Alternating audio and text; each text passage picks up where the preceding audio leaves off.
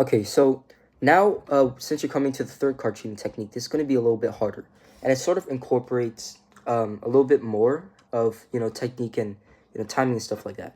So we learned that stacking is basically when you stack a specific amount of cards so that you end up giving your favorite card to yourself.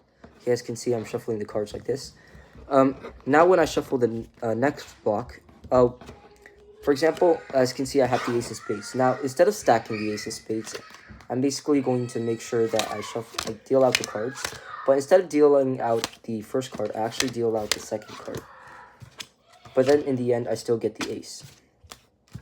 And I'm going to show you exactly how that works. Now, that is actually something called false dealing. And false dealing is essential if you want to learn card cheating, basically. So again, we'll have the ace of spades. Okay, second dealing basically goes like this. Okay, now from the front, it looks like it's real dealing. Okay, but from when I flip it face up, you can see exactly what's happening. I'm dealing the second card instead of the top card. And I'm going to show you how you do it in detail. So basically, when you deal the card, you want to make sure you don't deal the top card, you deal the second card. And you basically use your thumb to drag that card like this. Then you put it on the table. Now, you can do this slowly and then practice, and then slowly you'll get faster and faster. But sometimes you might get something called a hanger. This is something called a hanger. It's basically when the card goes halfway. And this can be really troublesome because when you deal the cards, you want to make sure that they don't know you're dealing from the second card. And especially if you have the hanger, then it's basically going to sell the idea that you're doing real dealing instead of false dealing.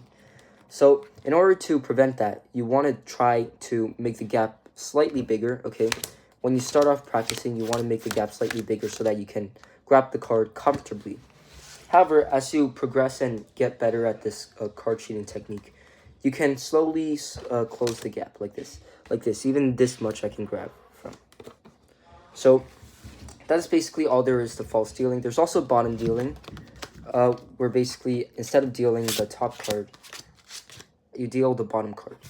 So as you can see, I still have the ace of spades. However, that is quite hard to do, and it's not as good as second dealing, so I won't cover it today. Okay, now let's get on to the fourth card cheating technique. This is the final card cheating technique that I feel like you guys should know.